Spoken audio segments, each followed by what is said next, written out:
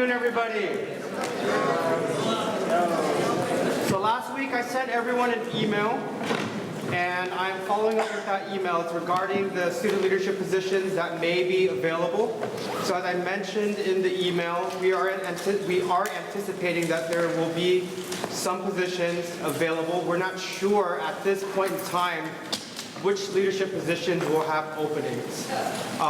In that email, I mentioned that you'll have the opportunity to write your name down. So I'm letting you all know now that there are sheets of paper on either end of the stage. So after lecture, you're welcome to come up and put your name down. What that means is that I will be forwarding your information over to the hiring managers of each of those positions. So we're talking about peer mentor, summer orientation, summer bridge, and ITP. I'm going to give them the list of names, but they're ultimately going to be the ones who contact you. Okay, so you don't need to necessarily reach out to them because they're going to be the ones who are deciding whether or not they need to fill any openings that do arise. So just wanted to let you all know that. If you have any questions about that process, I'll be sticking behind, and I'll remind you again at the end of lecture. Okay, so just a few general reminders. Obviously, no technology, so laptops, tablets, cell phones, please put them away. It's only 50 minutes. We would really enjoy if you connected with the class. The speaker is when it's done talking, so it doesn't end at 12:50. It ends when our presenter is finished. I'm happy to introduce Phillippa Lockwood, is a disaster program specialist with the Red Cross.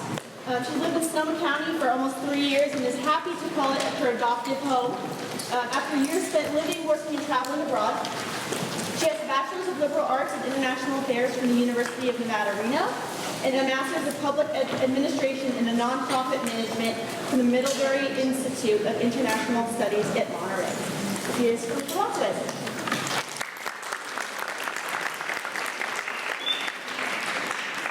Hi everyone, can you hear me?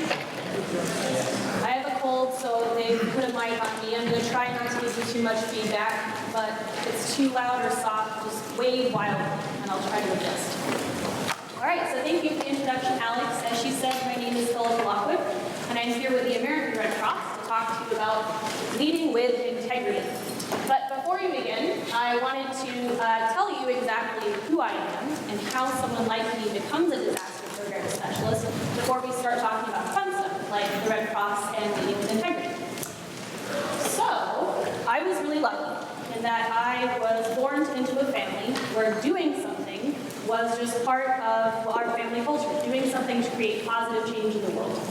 So I'm showing you this adorable picture of me, early 90s fashion icon, to show that I was raised overseas around the idea that the world is a big place and there's a lot of opportunity to make a change. So my mother was in education. She worked for the United Nations Children's Fund. And my dad was an agriculture. He worked to help farmers improve the way that they grew their crops. And so when I grew up, I decided that I wanted to do something to change the world, to make it a better place as well. So I did the things you're supposed to do. I went to college, just like you guys, and I got a degree. And then I decided that I wanted to serve in the U.S. Peace Corps. This was my way of doing something. And while I was doing it, it was a lot of fun, so I decided to keep that momentum going. So I got a master's degree in public administration, and I felt super empowered, and so I was like, all right, now the change really happens. So I took a job as a business advisor in Nigeria, and then I took a job as a consultant out of DC, traveling the world, trying to help people.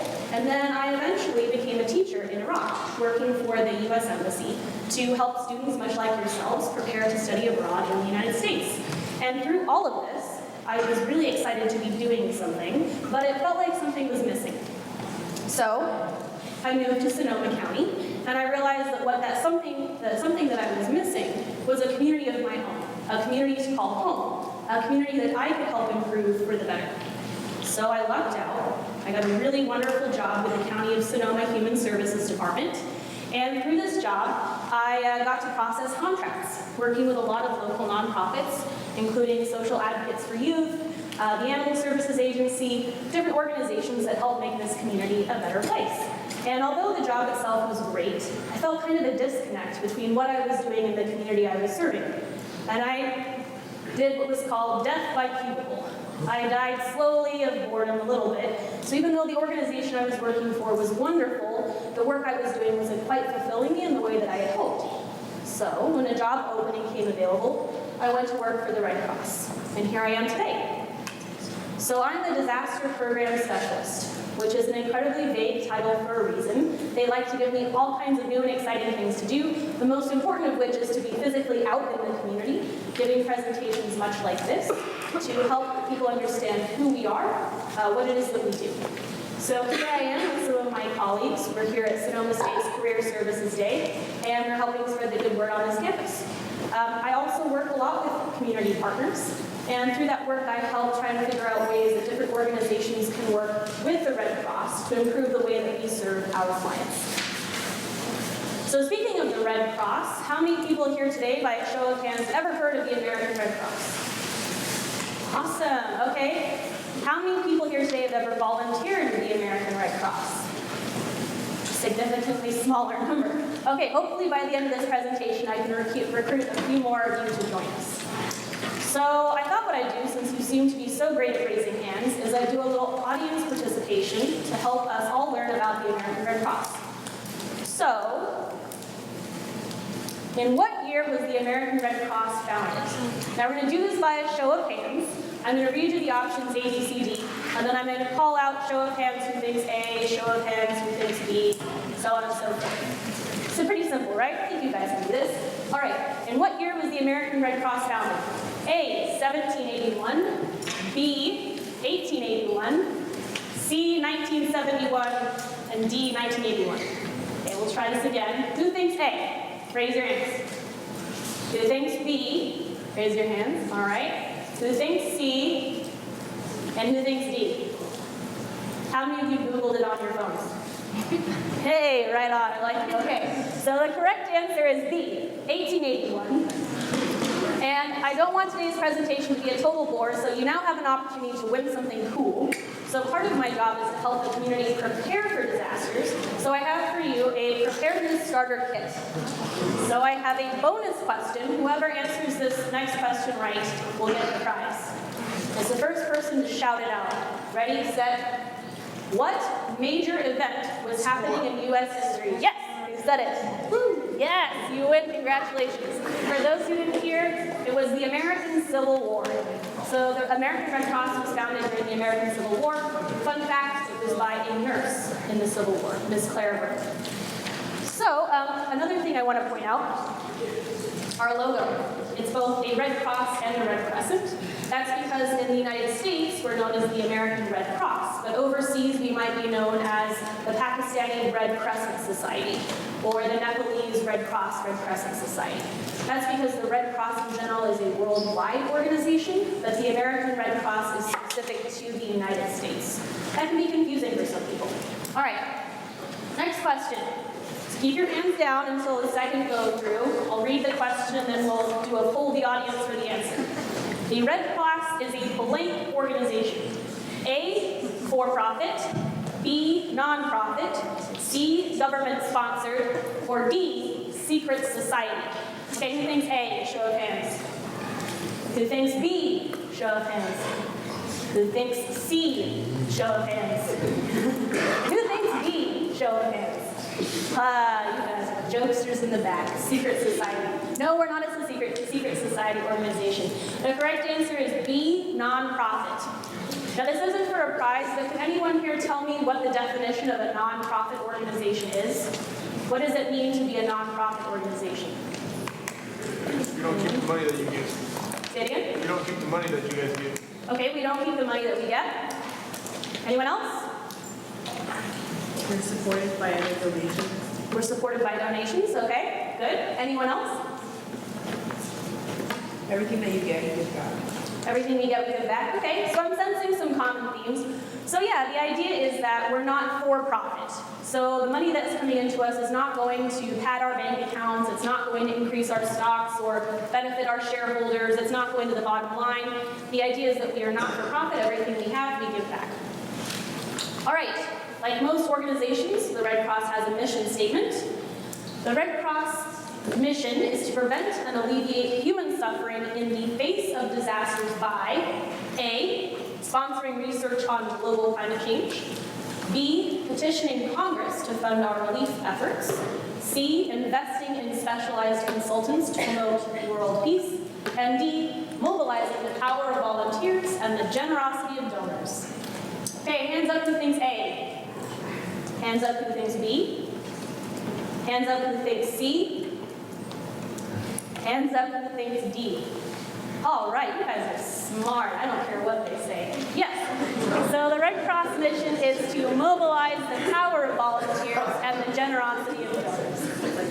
So the two important pieces to this. First piece is that 90% of any of our efforts on any organizational disaster relief effort are done by volunteers. 90%. So that means when you see responses to large wildfires and earthquakes, 90% of the Red Crossers that you see are not being paid. They are there through the goodness of their hearts, and they are trained to do that work.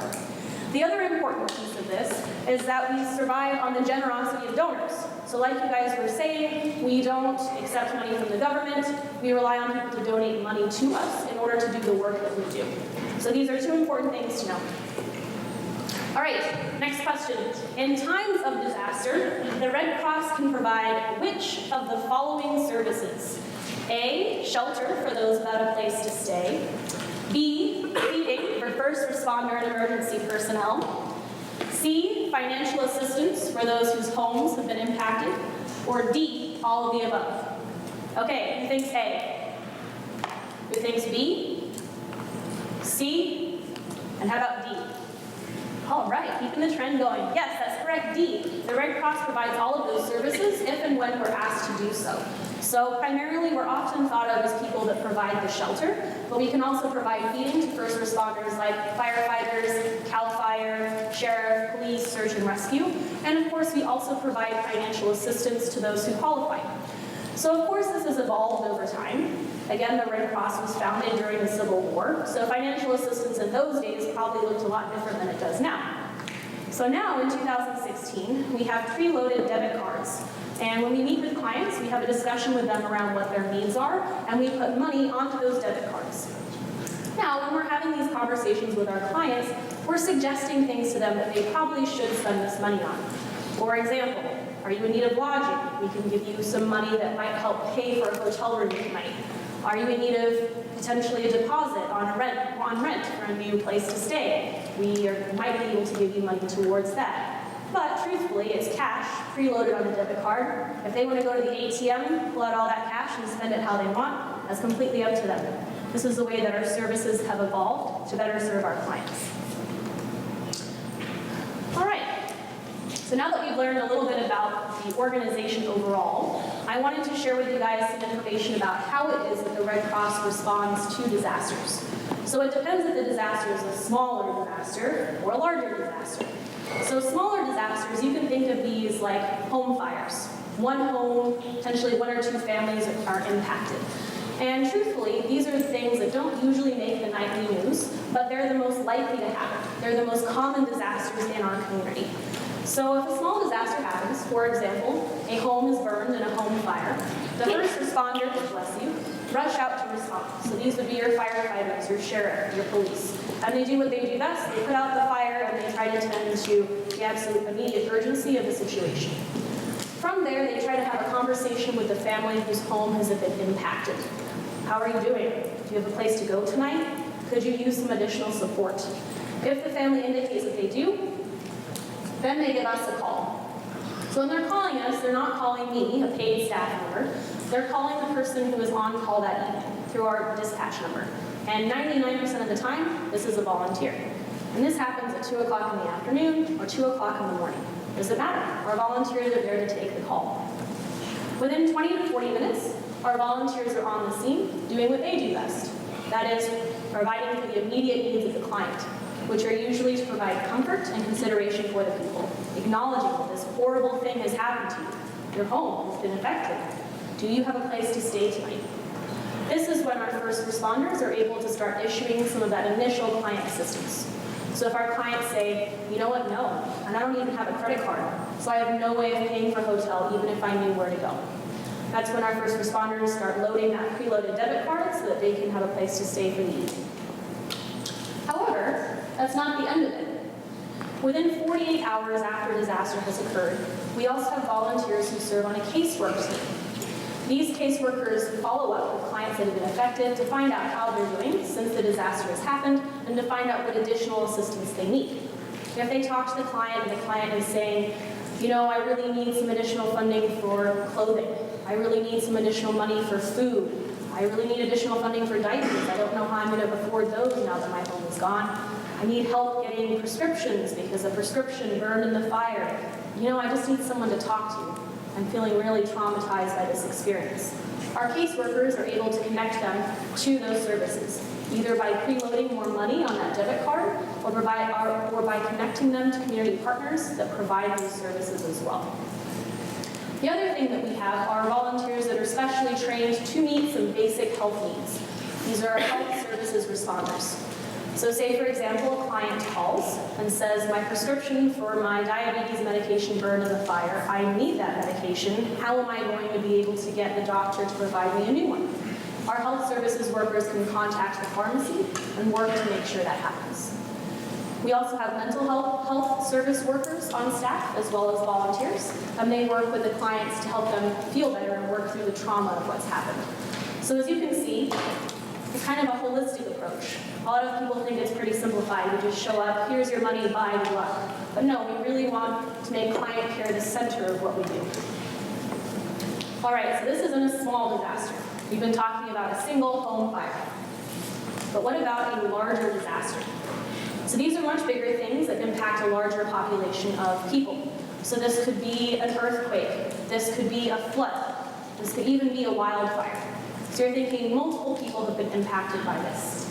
So usually in the case of a larger disaster, you have people at the county level, they're called the Emergency Operations Center, or EOC, that serve as sort of an advisory council or board. So this Emergency Operations Center is made up of the people who make decisions in your county. This would be the sheriff, the chief of police, the head of the hospitals. And they're trying to gauge what's happening with this disaster and how it's impacting the community. So in a wildfire, for example, they'll see if the population needs to be evacuated, and they'll identify that perhaps the Red Cross needs to open a shelter to help serve that population. That's when they call us. They've already met, they've already assessed the situation, and they're telling us, please do this, please open a shelter. Of course, this phone call tends to come to a staff member, although not always, and it is the staff member's responsibility to then call down to their team of volunteers. So you can imagine, if a population of 500, 1,000, 5,000 people has been impacted, this is not as simple as waking up Susie Q from her bed at 2 o'clock in the morning and saying, hey, can you come down to the local high school, we might need some help. No, you're mobilizing a huge body of volunteers to do all the work that we need to do. And of course, usually that's starting a shelter. So again, we're tending to the immediate needs of our clients. Our clients need a place to stay, they need a restroom, a hot shower, a hot meal, and then we start providing for them from there. Any questions on what I've talked about so far? Excellent. All right.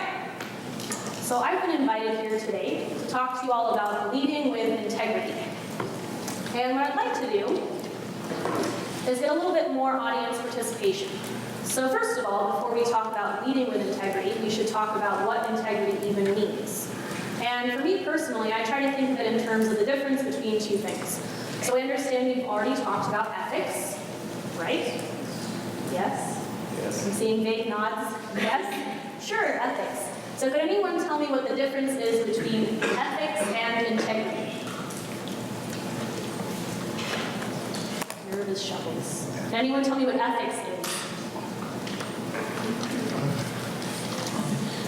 I don't know. All right. How about this? It's a softball to you guys. Ethics are usually hard and fast rules and codes. So like the written standard. Someone of authority has said, this is the right thing to do. Yes? Is there like morals, like whether it's good or not to do something in integrity is what you hold yourself to? Yes, say it a little louder so they can hear you. Integrity is about what you hold yourself to ethically? Absolutely, yes. So So a great way to think about the difference between ethics and integrity, our ethics are the written rules, but integrity is that personal standard that you hold yourself to. So integrity is an internal system of principles. What do I personally consider to be the difference between right and wrong? And because it's internal, it's a choice for you to follow them rather than an obligation.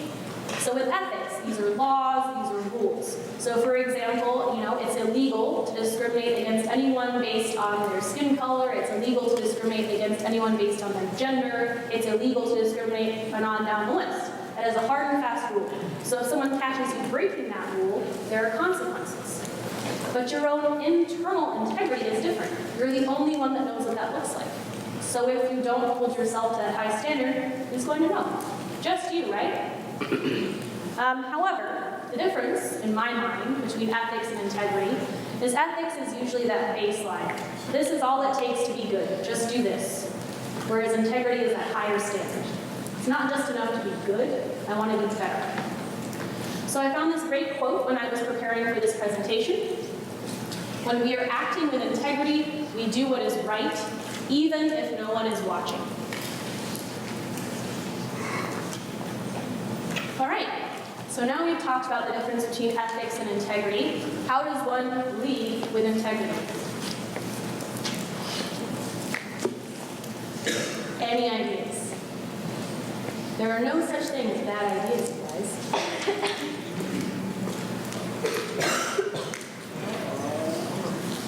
Yes? You lead what you believe, right? Absolutely. You lead with what you believe is right. Great. Anyone else? Yes? You choose to lead rather than having the need to or someone telling you to. Great. So it's your choice. I'm going to lead through this. Great. Anyone else?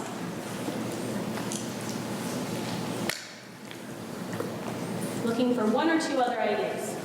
Yes? It's like doing what you believe is right, even if it's not necessarily the easiest thing to do. Absolutely, that's wonderful. Doing what is right, even if it's not the easiest thing to do. It's been a while since I was in high school, but I remember my high school guidance counselor having a poster in her office. It probably still exists, honestly. And it said, doing what's popular is not always right. Doing what's right is not always popular. Anyone else? Ideas?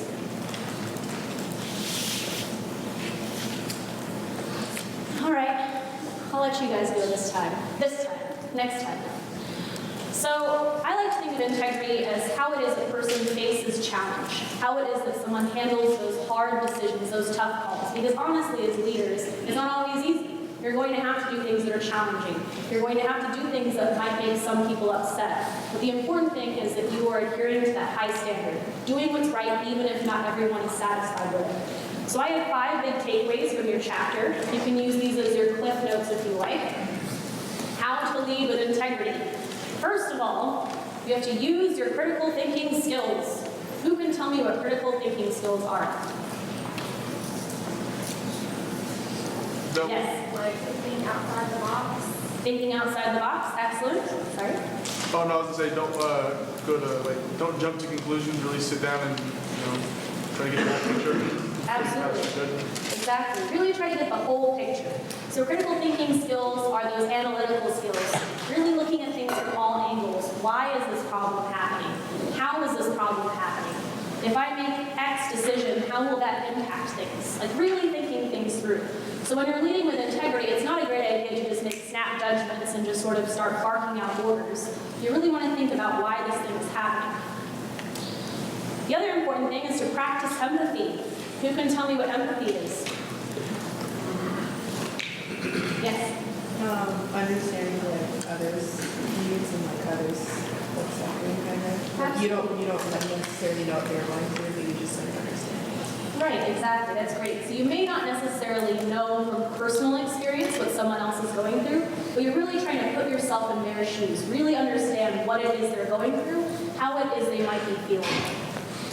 The other things about leading with integrity are to recognize the work of others. So it's one thing to ask everyone to adhere to a really high standard, but you need to make sure you're recognizing when that's happening. Positive reward, right? Someone's doing something right, tell them they did it right. Great job. Keep doing it. The other thing is to make sure that you connect your core values to the work. So, for most of you, a paycheck is a paycheck, but as a volunteer, you're not getting paid.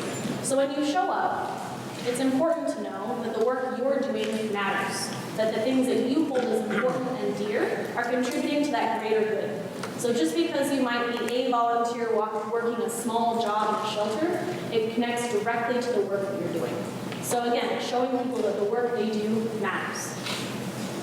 Finally, lead by example. So it's not just enough to talk the talk. You can't just tell people we're going to do better than just the bare minimum. We're going to do as good as we possibly can. You have to walk the walk as well. So if you tell people you want them to adhere to higher standards, you have to show them what you mean by doing it yourself.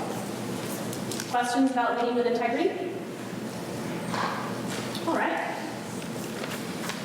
So I thought we'd examine this concept of leading with integrity by looking at a case study.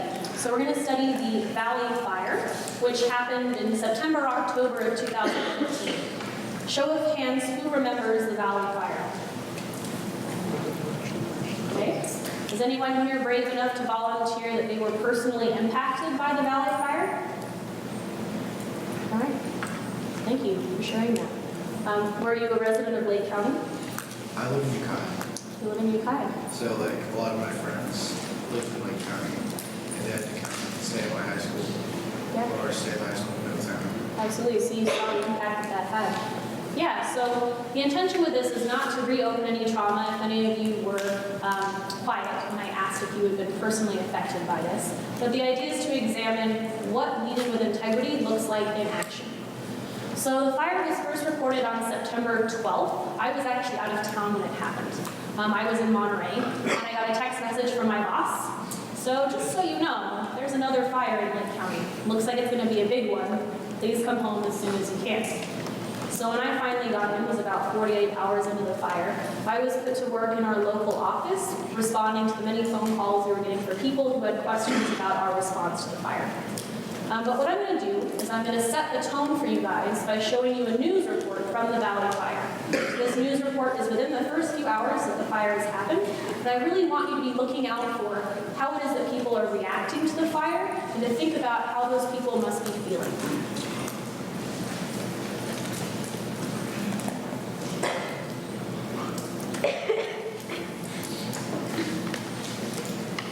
In Lake County, it's grown by thousands of acres in just hours. Thousands are evacuated right now, and because of road closures, they're having trouble getting out of town. Several buildings have already been destroyed, and hundreds more are threatened tonight. And right now, 4 firefighters are in the hospital after getting hurt in what has turned into an absolutely massive blaze. Good evening, everybody. I'm Larry Beal. And I'm Natasha Zubas. Now, the fire is burning near the town of Cobb in Lake County. It exploded from just 50 acres around 2 p.m. to 25,000. We have team coverage tonight on this monster fire. We begin live with Katie Udis. She's in Lake County at the evacuation center near Calistoga. Katie. Natasha, at this point, it is survival mode for the evacuees. They left with just the clothes they were wearing, hopefully their pets, and a few items if they had time to grab them. People are streaming in by the hundreds, by the thousands here at the Red Cross shelter at the Napa County Fairgrounds in Calistoga. At this point, Red Cross is offering food, water, pets can stay for the night, but that will be reassessed in the morning. The best info we're getting right now is really coming from evacuees. CAL FIRE is simply trying to save homes and get people out. People frantically fled south on Highway 29 as the Valley Fire stormed across Lake County. It looked like a sideways tornado. The smoke was rolling across the plain. Ariel Facey shot this video. She traveled through Middletown. First reports of the fire came in around 1:30 in the area of High Valley and Bottle Rock Roads near Cobb. The pastures and cows and stuff were on fire. Their family owns a trucking company that has lots of chemicals up on Socrates Lane Road. So that's not going to be good if the fire hits that. We talked with evacuees who'd stopped at Twin Pines Casino and Hotel to wait for family. Jamie Kelly got updates from roommates in Cobb. Everything behind the gas station is gone. The school's gone. The store's gone. And a lot of people have dogs stuck out there. Some people barely made it out. And we were stuck in the middle of the fire for a while and couldn't go either way. Joyce Ream and her husband likely lost their home of 20 years.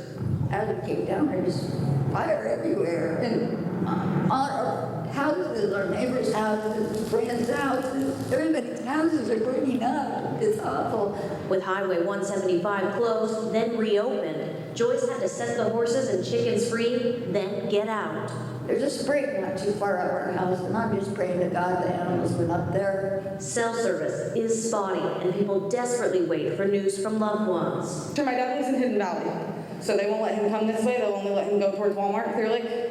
So he's trying to get out. And my brother lives on Cottage too, and my dad's in my brother's house as well. Spreading from 50 to 10,000 acres in the span of 5 hours, many homes have likely been lost. 4 firefighters are being treated for second-degree burns, and it's unclear if everyone has made it to safety. Can't seem to contact anyone we know on our cell phone or anything. We just keep getting business signals. You're taking a live look at one of the buildings at the Napa County Fairgrounds where evacuees can sleep. Many people, however, have taken the cots and blankets outside. They want to sleep by their cars, by their belongings. And at this point, many people are walking up to us asking, do you know which areas have burned? How many houses have gone? And at this point, CAL FIRE is really just battling to get people out, to save what structures they can. They have not updated how many places have burned, so we do not have those numbers, but we are working to get them. There is another evacuation center in Kelseyville for the folks that were trapped north of the fire. This is the southern evacuation point. Red Cross says they have no idea how many people are here yet, but they expect many more, and they are prepared to take people on. So if you need a safe place to stay, the Napa County Fairgrounds in Calistoga, we again will work to get you some more updates as far as which areas have had damage. We're live in Calistoga. Katie Hughes, ABC 7 News. All right. So, any thoughts, impressions from this video? Is anyone affected by that? Pretty scary, right? Pretty incredible. People are talking about the fact that their home that they've lived in for 20 years, gone. It's gone. They don't know if their pets have made it out okay. They don't know if their neighbors, their friends, and families are okay. You can see how that's an incredibly traumatic experience. But as they're saying, our Red Cross mission is to prevent and alleviate suffering of people in the face of disasters. So that's exactly what we were doing. Within a few hours of the fire starting, we had opened 2 evacuation sites that eventually turned into shelters. So as she said, they were at the Calistoga Fairgrounds, and then there was another one at the Kelseyville High School. And of course, as anyone who has ever planned a birthday party or even tried to get people together for a group project can imagine, it's incredibly difficult to organize the amount of people it takes to get anything done. But we managed to do it. Within a couple hours, we were open. We were open and ready to help. As she mentioned in the video, it was really difficult for us to tell exactly how many people stayed there that first night, but we imagine it was somewhere in the neighborhood of 1,000 people. So it's important to note here, because she mentioned it on the video as well, not everyone who stayed at the site actually stayed inside the shelter. Some people were choosing to stay outside in their cars. Some people brought RVs and they stayed in their RVs. Some people brought tents. We had tents donated to us.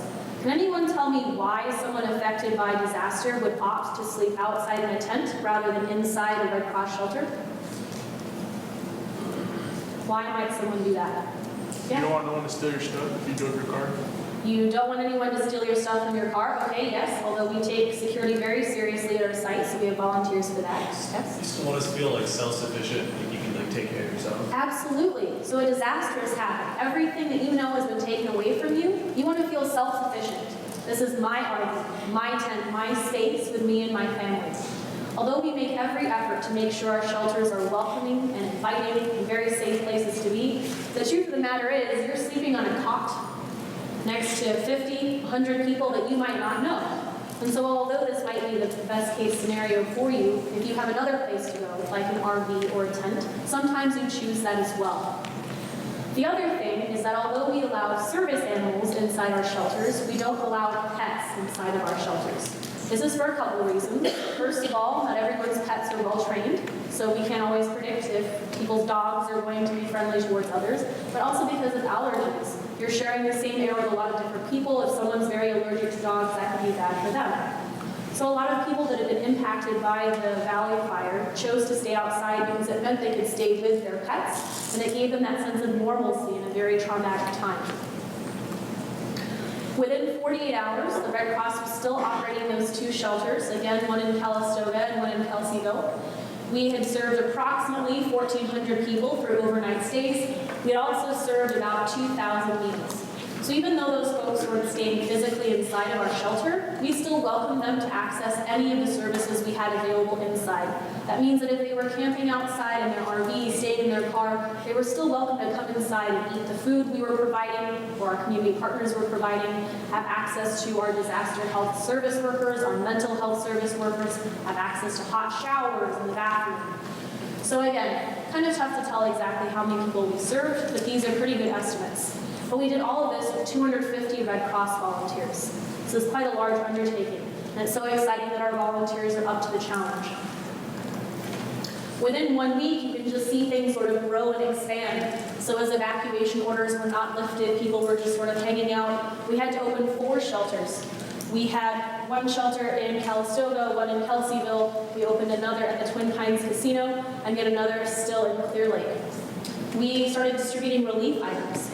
So relief items could be things like shovels and sifters. They could also be things like bottled water.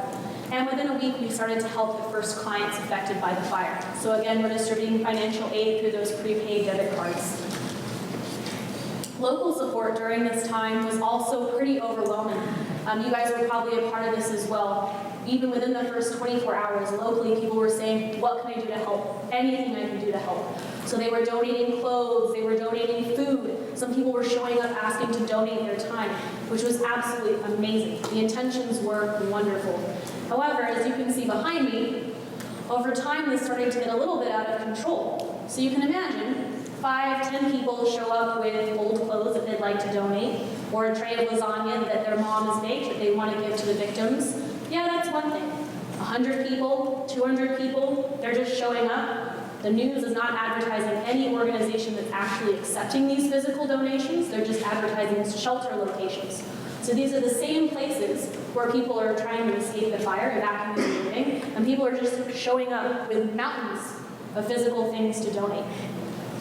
Even within the first 24 hours, the Red Cross started to say, we really appreciate the intention behind your physical donations, but please, if you can, donate money instead of physical items. Can anyone tell me why the Red Cross and other organizations like us would prefer money over physical donations? Yes? It's a nonprofit, so all the money is going towards helping who's in need. Exactly. It's a nonprofit. All the money goes directly to the people. Yes? It might be difficult to distribute the physical items. Absolutely. It's incredibly difficult to distribute these items. I mean, look at it. There are boxes, garbage bags. Some of them are out in the rain. Like, it takes a lot of manpower to sort through those and then to bring them to the people who need them. Why else might we want financial donations? The money can go to anything that people need, whereas the specific items are very limited. Exactly. When people donate money, we can give that money directly to our clients, and they can spend it on what they specifically need for their individual situation. When someone's going through their closet and they're donating their winter jacket in the middle of July, and their baby high chair, and, you know, someone even donated a sexy Halloween costume, we're trying to redistribute that to our clients. It's not exactly an even playing field, but also, you know, what if our clients don't need a sexy Halloween costume, or a winter jacket, or a baby high chair? What if they'd rather take the money on that debit card and go buy things that they actually want? So these are all good points. So, within that same week, this local support is happening. The Red Cross starts to get some bad press. Show of hands, does anyone remember any of the bad press? Couple, that's positive. You guys don't remember the bad, that's good. Okay, so we were starting to get criticism around 3 things. The first was donations management. People started to criticize us. Why is the Red Cross only asking for financial donations? Why aren't you letting me drop off my garbage bag full of donated clothes? Why won't you let me donate that pan of lasagna that my mom made for you? Why won't you let me donate the baby high chair? So we started to get some bad press. The other thing we were getting bad press around was our volunteer management. So again, you had people showing up at the Calistoga Fairgrounds saying, I'm here, I'm ready to help. Okay, 4 or 5 people show up and say, I'm here, I'm ready to help. Great, I'll put you to work. 30, 40, 50, 500 people show up, I'm here, I'm ready to help. Well, I don't know who you are, I don't know what training you have. We require all our volunteers to pass a background check. That's because they're dealing with vulnerable populations. Someone just walking in off the street, I don't know if they can clear a background check. I don't know if they're able to serve our unique populations. But people were driving hours to come volunteer, only for us to say, thank you, we'll take your name and number and call you if we need you. So you can see how they'd be a little upset about that. The third thing was shelter management. So although we've talked about the fact that people were choosing to sleep outside in tents or in RVs, I remember distinctly being at dinner one night and seeing on the nightly news a reporter standing in the rain with all the people at the Red Cross shelter sleeping in tents in the rain behind her. And although there was never this implication that the Red Cross was failing its clients, the picture was there and it was worth 1,000 words. The implication was the Red Cross is letting its clients sleep outside in the rain. How could they? So we were like, oh gosh, please no. So the impact of this criticism was threefold. One of the downsides to people having bad things to say is that bad news tends to spread very quickly. So on social media, all it takes is a few clicks of the keys and a click of the mouse, and suddenly everyone knows, oh, the Red Cross is not letting anyone inside their shelters. Oh, the Red Cross is not accepting any donations. Oh, the Red Cross is asking everyone to stay away. And this is bad because people we might be able to help, our potential clients, are getting mixed messages. We're saying, come, we'll help you, and the clients are hearing, no, stay away. So this was bad. The second thing that was really bad about the negative press was the drop in volunteer morale. So our volunteers are not paid. They're working long shifts, 12-hour days, sometimes 15-hour days, and they're doing it out of the good of their hearts. But to hear some people say, oh, the Red Cross is doing a poor job, they take that personally. They think, well, why am I doing this then if you're not appreciating the work that I'm doing? The other thing is the damage to organizational reputation. So the Red Cross prides itself on being there for people in times of disaster. So when we're getting bad press about the way we're handling a disaster response, it doesn't look good for us overall. Maybe people won't want to donate to us. Maybe people won't want to volunteer with us. Maybe people will just not think very fondly of our organization in the future. So these are all things that we were aware of. But behind the scenes, our work still continued. We still continue to help our clients, and you know what? Our client satisfaction rate was through the roof. They were so appreciative of the care we were able to give them. From financial assistance to health care to mental health assistance, they were just so thankful that we were there, that we knew what we were doing, and that we were well organized to respond to their needs. And I also wanted to show you a quick video, sort of to close out the presentation, about how it is that our CEO was able to respond to this criticism, and I think lead with integrity. So generous. They donated tens of thousands of dollars to the Red Cross following the devastation of the Valley Fire in the North Bay. Yeah, that's right. But with that money comes criticism over how the organization has handled the relief effort. 7 on your side's Michael Finney joins us tonight in Middletown. He went straight to the top to get some answers. Michael. If you take a look online at my Facebook page or my Twitter account, you're going to see a lot of complaints about the Red Cross and the way they're handling everything up here at the Valley Fire and the relief efforts. So I took those complaints. I went to the local Red Cross CEO. Red Cross has provided an amazing amount of relief, and still it's taking an amazing amount of grief. My Facebook page and Twitter account are filled with concerns about the Red Cross. So today in Middletown, I sat down with the local Red Cross CEO, Trevor Riggin, and read him the social media concerns. Ryan G. says they keep the majority of the money. Jim Y. says he's heard reports that only 8% of the donations go to programs and services. I looked up Charity Navigator. They say a tad over 90% goes to goods and services. What are the facts? So for the Red Cross as a whole, an average 91 cents of every dollar spent is going to our services in the community, and it'll be the same for this disaster. Those writing to me are also concerned on where that money is being spent. We are committed that any money that is designated to be spent in California wildfires be spent in supporting wildfires here in California. Another issue voiced in social media is Red Cross's rejection of volunteers and material donations. Kim M. says, ask Red Cross why they're turning away donations left and right. They won't let anyone drop off donations at their fire sites. So we have changed that. So we have, obviously, we did put that messaging out. I think that fell in that category of we didn't have the right communication, the right coordination going on, especially at the fairgrounds. The Red Cross admits it failed to build partnerships before the disaster occurred. Over the last several days, worked with the county and the fairgrounds to identify a partner. The Center for Volunteer and Nonprofit Leadership now has taken a leadership role. For instance, the Red Cross doesn't take donations of physical goods like blankets, but instead tries to partner with other charities that do. It is also pointed out the Red Cross is accused of having problems not just here at the Valley Fire, but around the country, around the world. Why is it every time there's a major disaster, it seems like the Red Cross ends up in a major scandal? Sandy, most recent one, trucks, you guys are accused of driving trucks around for PR purposes and not delivering goods. Haiti, accused of wasting tens of millions of dollars. In San Francisco, after the '89 quake, the mayor had to threaten to sue to get some of the money he felt had been raised in quake victims' names. Why the history? So some of those things are some of those past disasters, there's inaccuracies in those reports, but in every big disaster, there are huge challenges. There are disasters. There are struggles to meet the needs of enormous populations. When given an opportunity, what Trevor really wanted to talk about was his volunteers. Our volunteers are just incredibly dedicated, and they're working just amazing hours. They're working 14, 16 hours a day, tirelessly looking for opportunities to serve. This is the Charity Navigator report on the American Red Cross. And if you flip it through pages, a few pages into it, you'll see that Gail McGovern is the CEO, and last year she earned $562,000. A lot of people online have been asking me about this, so I asked Trevor. He said that figure is about right. We didn't get into the exact figure. And said it is normal for an organization of this size.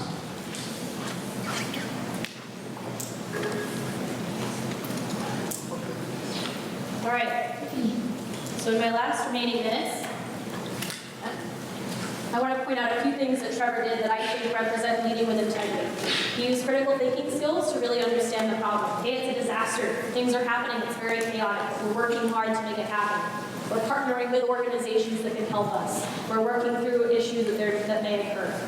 He also made sure to recognize our volunteers. He made sure to make that the focal point of what he's saying. Look, whatever bad things you may have to say about the way the Red Cross is choosing to do things, we at least have to acknowledge the fact that these unpaid people are working hard to do things the way that we think they should be done.